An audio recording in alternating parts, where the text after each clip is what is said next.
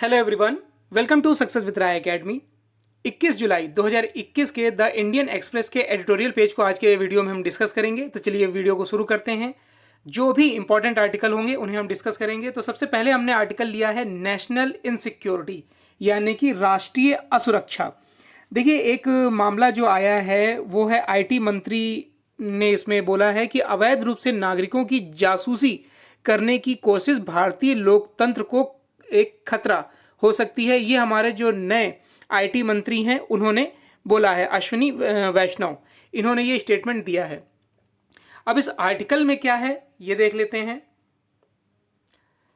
देखिए, आर्टिकल में बताया गया है कि पत्रकारों के एक अंतर्राष्ट्रीय संघ द्वारा एक सहयोगी जांच के माध्यम से इजराइल की जो मेलवेयर का उपयोग करके निगरानी के लिए संभावित लक्ष्यों के फ़ोन नंबरों को हेडलिस्ट किया गया है, यानी कि एनालिस्ट किया गया है और उनके बारे में जाना गया है, उनकी टैपिंग की गई है। और भारत को भी इस सूची में पाया गया है। जिन देशों की टैपिंग हुई है उसमें भारत भी सूची में है और कई नामी गिरामी लोगों की इसमें टेपिंग की गई है। इसमें द इंडियन एक्सप्रेस के 3 पत्रकार भी शामिल हैं। एक जो 3 संपादक हैं, जिसमें कि 2 वर्तमान और एक पूर्व संपादक रह चुके हैं। एक संवैधानिक प्राधिकरण सरकार को मामले की जांच करनी चाहिए। प्राधिकरण न्यायालय के तहत इसकी जांच करनी चाहिए। सूचना प्रौद्योगिकी के नए मंत्री जो है अश्विनी वैष्णव ने कहा है कि भारतीय लोकतंत्र और इसकी अच्छी तरह से स्थापित संस्थाओं को बदनाम करने के लिए ये एक चाल चली गई है। गृह मंत्री अमित शाह ने भी बाधाओं के बारे में अंधेरे में रखने की बात कही है और पहले के समय से अपने स्वयं के परेशान करने वाले फॉर्मुलेशन को पुनर्जीवित करने के लिए इसमें कहा गया है। आप कालक्रम समझिए। अमित शाह ने बोला कि आप कालक्रम को समझिए, लेकिन मंत्री ने बोला है कि अगर उनके ऊपर, यानी कि उनकी सरकार के ऊपर अगर ऐसी कोई उंगली उठाई जा रही है तो आपको पहले की जो सरकार थी उसके बारे में भी सोचना चाहिए कि वो इन सब कार्यों में पूरी तरीके से लिप्त रहती थी। उसके बाद है कि यह व्यक्तियों की निजता के संवैधानिक रूप से गारंटी के अधिकार के बारे में है और उससे भी अधिक इसके बारे में है। पेगासस के आरोपों ने संस्थानों की अखंडता पर एक छाया डाली है, यानी कि उसकी छवि को धूमिल करने की कोशिश करी है। यह सच है कि पहले की सरकारें भी जासूसी के ग्रे जोन में रहती थीं। राजनीतिक विरोधियों के फोन टैपिंग के आरोप लगते रहे हैं, फिर भी इस कथित घोटाले की प्रकृति अलग है। सत्ता, कथित दुरुपयोग के पैमाने और इसकी पृष्ठभूमि बनाने वाले राजनीतिक माहौल दोनों इसके कारण हैं। प्रौद्योगिकी का परिष्कार अब आक्रमण का एक ऐसा स्तर संभव बनता जा रहा है जो पहले संभव नहीं था। जिस सरकार को स्पाईवेयर के कथित दुरुपयोग की व्याख्या करने के लिए कहा जाता है वह स्वयं उसको आप कह सकते हैं कि एक तरीके से जासूसी करती है, जिसने अस्पष्ट शब्दों वाले कानूनों को हथियार बनाकर असंतुष्ट को अपराधी बनाने की मांग की है। आगे इसमें बताया गया है कि इसके अलावा स्पाईवेयर द्वारा संभावित निगरानी के लिए चुने गए लोगों की सूची में उस महिला से जुड़े फोन, जिसमें अप्रैल 2019 में भारत के तत्कालीन मुख्य न्यायाधीश रंजन गोगोई पर यौन उत्पीड़न का आरोप लगाया था, बाद में उन्हें एक इन हाउस एससी समिति द्वारा मंजूरी दे दी गई थी और भाजपा के नेतृत्व वाले शासन द्वारा राज्यसभा में उन्हें मनोनीत किया गया है। शीर्ष अदालत को इस पर भी ध्यान देना चाहिए और यही एकमात्र कारण नहीं है कि उसे कदम उठाना चाहिए। पेगासस के आरोप उस ट्रस्ट पर भी अपने संभावित प्रभाव को कमजोर कर रहे हैं जो सरकार और लोगों के बीच समझौते को रेखांकित करते हैं। अदालत को यह सुनिश्चित करने में अपनी भूमिका निभानी चाहिए कि प्रश्नों का उत्तर दिया गया है और उचित प्रक्रिया का पालन किया जाता है। कोई फर्क नहीं पड़ता कि यह कहां ले जा सकता है। हाल ही में सरकार बिग टेक को पीछे ढकेल रही है। इसके कारण के साथ साथ क्या ये सही है और क्या गलत है?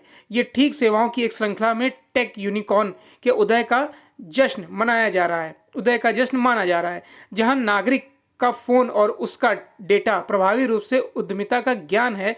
अवैध रूप से जासूसी करने की कोशिश भारतीय लोकतंत्र को बदनाम करने की और राष्ट्रीय सुरक्षा के लिए एक कह सकते हैं परेशानी की बात है। देखिए, फ़ोन टैपिंग पहले भी चलती रही है, लेकिन इस प्रकार से जो अब फ़ोन टैपिंग हो रही है, सरकार पर भी आरोप लग रहे हैं और विपक्ष पर भी लग रहे हैं, तो ये एक लोकतंत्र के लिए अच्छी बात नहीं है। नेक्स्ट आर्टिकल है हमारा द शेडो ऑफ पेगासस। ये आर्टिकल लिखा है प्रभात भानु मेहता ने, सॉरी प्रताप भानु मेहता ने। इस आर्टिकल में भी यही फोन टैपिंग और जो जासूसी वाला प्रकरण है उसको हाईलाइट किया गया है। तो चलिए पहले देखते हैं इस आर्टिकल में क्या है।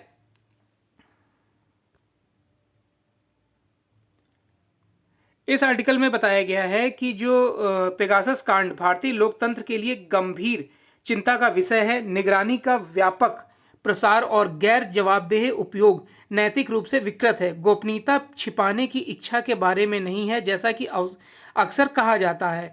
यह अपने आप में एक जगह होने के बारे में जहां हमारे विचार और अस्तित्व किसी और के उद्देश्यों के साधन नहीं है। यह गरिमा और एजेंसी का एक अनिवार्य घटक है, इसलिए निगरानी को एक नैतिक अपमान के रूप में माना जा सकता है। पेगासस एक आप कह सकते हैं कि सॉफ्टवेयर है। यह सिर्फ बातचीत पर ध्यान नहीं देना है, इसका उपयोग आपके जीवन की संपूर्ण डिजिटल छाप तक पहुंचने के लिए इसका प्रयोग किया जाता है। आगे बताया गया है कि इस विशेष घोटाले में भारतीय लोकतंत्र के लिए संस्थागत दाव बहुत ऊंचे हैं। शुरुआती तौर पर आरोप है कि एक पूर्व मुख्य न्यायाधीश के खिलाफ यौन उत्पीड़न की शिकायत करने वाली महिला के भी फोन और उसके परिवार शायद कि इसी तरह की निगरानी की गई और उस पर दबाव बनाया गया और कई तरीके के उस पर भी आरोप लगाए गए थे। नेक्स्ट है कि दूसरी बड़ी संस्थागत जिम्मेदारी लोकतांत्रिक संस्थाओं की अखंडता से है। एक ऐसी प्रणाली जिसमें राजनीतिक विरोधियां चुनाव आयोग के अधिकारों और राजनीतिक सहयोग को इस तरह की निगरानी के अधीन किया जा सकता है, कम आत्मविश्वास को प्रेरित करेगा। कुछ मायनों में यह सवाल उठता है कि क्या भविष्य के चुनाव के पाठ्यक्रम को बदलने के लिए कौन से तरीके अपनाए जा सकते हैं। क्या हम चुनाव में हेरफेर करने के लिए उन्हें संचालित करने वाली संस्थाओं के लिए एक नए तरीके से आगे बढ़ रहे हैं। क्या जो चुनावी प्रक्रिया है वो सुचारू रूप से चल पाएगी। हमें उस भविष्य के बारे में भी सोचना चाहिए कि क्या वहां पर भी फोन टैपिंग जैसी घटनाएं नहीं हो सकती हैं। फिर बताया गया है कि इन खुलासों के राष्ट्रीय सुरक्षा निहितार्थ बहुत अधिक हैं। आगे बताया गया है कि जो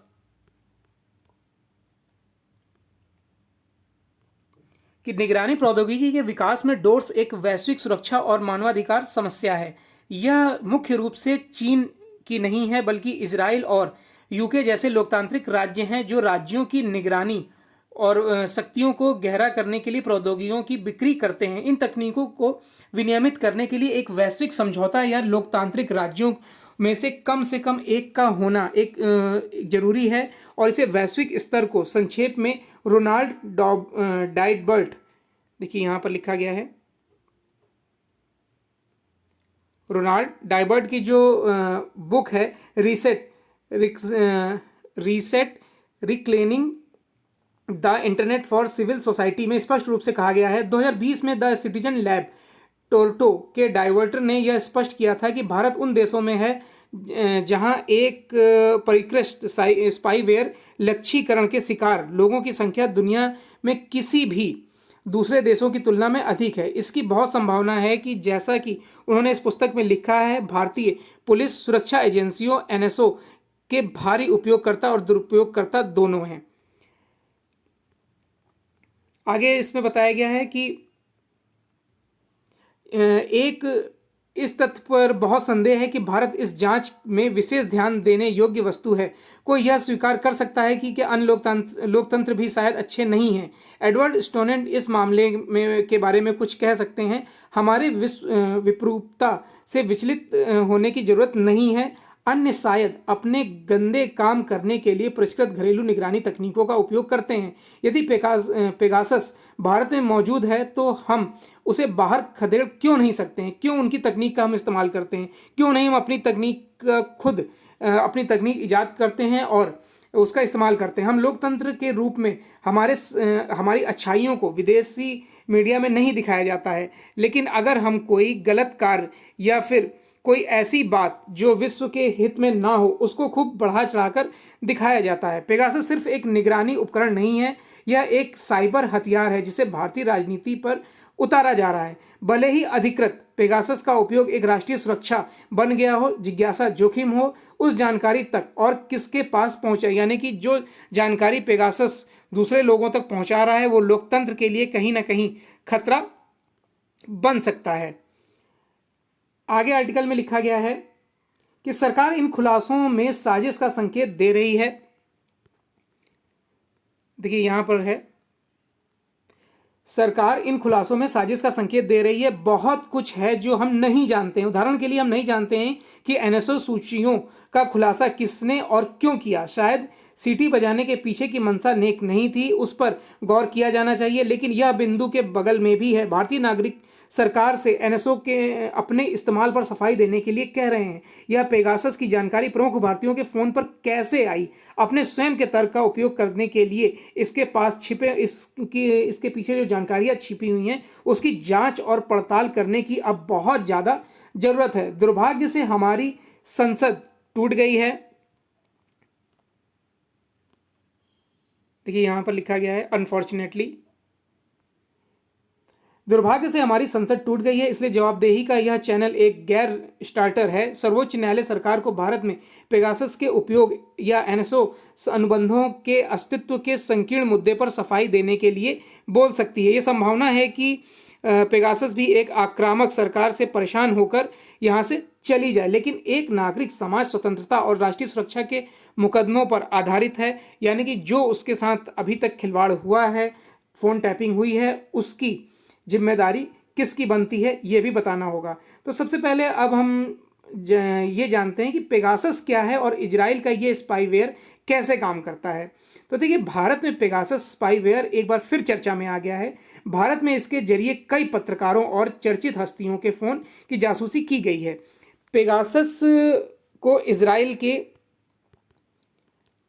पेगासस जो है उसको इजराइल की साइबर सुरक्षा कंपनी एनएसओ ने तैयार किया है। बांग्लादेश समेत कई देशों ने पेगासस स्पाईवेयर को खरीदा है। इसे लेकर पहले भी विवाद हुआ है। मैक्सिको से लेकर सऊदी अरब की सरकार तक इस पर इसके इस्तेमाल को लेकर सवाल उठा चुके हैं। व्हाट्सएप और फेसबुक ने इस पर केस भी कर रखा है। भारत में आधिकारिक तौर पर यह जानकारी नहीं है कि सरकार ने एनएसओ से पेगासस को खरीदा है या नहीं। हालांकि एनएसओ ने पहले खुद पर लगे सभी आरोपों को खारिज किया था। ये कंपनी दावा कर रही थी कि वो इस प्रोग्राम को केवल मान्यता प्राप्त सरकारी एजेंसियों को बेचती है और इसका उद्देश्य आतंकवाद और अपराध के खिलाफ लड़ना है। हालांकि आरोपों को लेकर भी एनएसओ ने ऐसे ही दावे किए हैं।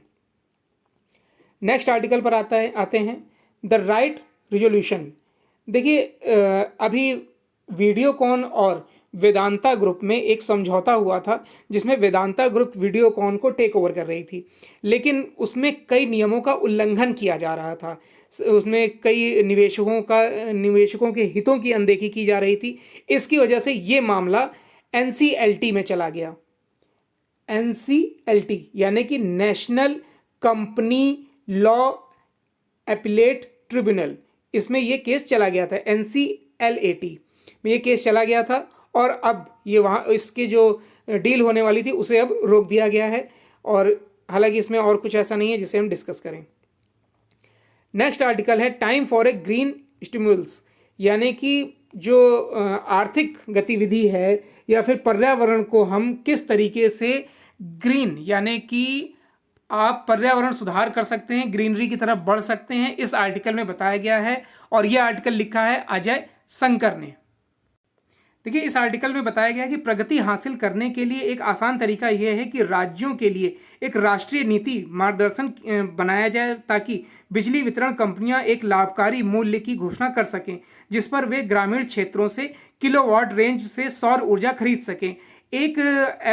जब यह बजट पेश किया गया था फाइनेंस मिनिस्टर द्वारा तो उसमें यह बताया गया था कि इसका पालन करने की आवश्यकता है। इसके लिए ट्रांसमिशन निवेश की जरूरत नहीं होगी। वितरण कंपनियां पैसे किस तरीके से प्राप्त कर सकती हैं इस आर्टिकल में हम देखेंगे। देखिए डिमांड प्रोत्साहन वी आकार यानी कि 5 ट्रिलियन इकोनॉमी को बनाने के लिए कवर करने के लिए हमें कई चीज़ों में आगे बढ़ना होगा। आवश्यकताएं जो पैदा हो रही हैं उसकी मांग को भी पूरा करना होगा। और इसमें सबसे बड़ा रोल होगा सौर ऊर्जा का, यानी कि जो प्रदूषण फैल रहा है उसको किस तरीके से रोका जाए। जो पराली जलाई जाती है फसल कटने के बाद, जो कचरा बचता है उसका उपयोग हम किस तरीके से कर सकते हैं। वहाँ यहाँ इन्होंने ये बताया है कि जो पराली या जो कूड़ा फसल के बाद बचता है उसे हम किस तरीके से एनटीपीसी या जो बिजली पैदा करते हैं उन कंपनियों को बेच सकते हैं, वो उसका अच्छे तरीके से उपयोग बिजली पैदा करने में कर सकते हैं।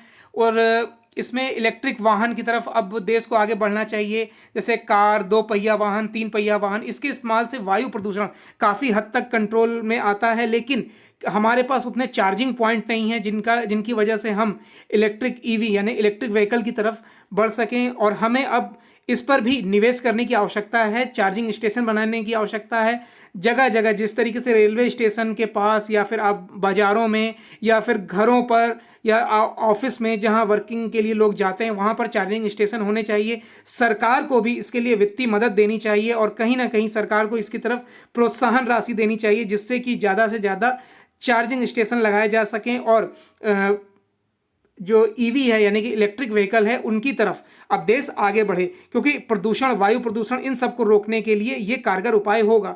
ग्रामीण क्षेत्रों में सौर ऊर्जा को बढ़ावा देने के लिए भी आगे बढ़ने की इसमें बात कही गई है, ताकि सौर ऊर्जा से जो बिजली पैदा होती है उससे उसको कंपनियां खरीद सकें, ग्रामीण लोग उसका खुद उपयोग करें। इस पर भी सब्सिडी देने की जरूरत बताई गई है। अगर 1 किलोवाट का भी उत्पादन एक गांव से एक परिवार करता है तो आप समझ सकते हैं कि अगर 600 परिवारों का गांव है या फिर एक जिला है तो वहां पर 600 मेगावाट बिजली पैदा की जा सकती है। इन सब बातों के लिए सरकार को प्रोत्साहन पैकेज देने की आवश्यकता इसमें बताई गई है।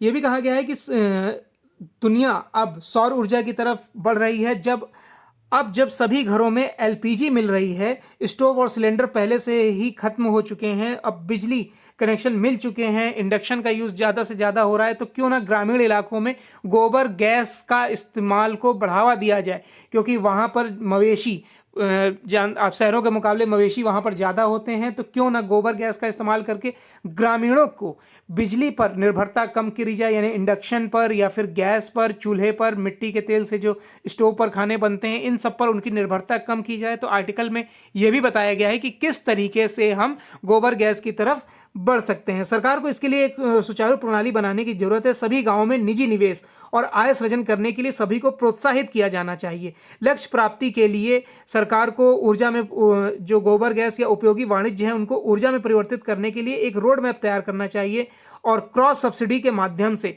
लोगों को फाइनेंशियली तौर पर भी मदद की जानी चाहिए, ताकि लोग इसमें कह सकते हैं कि आगे आकर खुद इसका उपयोग करने के लिए प्रोत्साहित दिखें।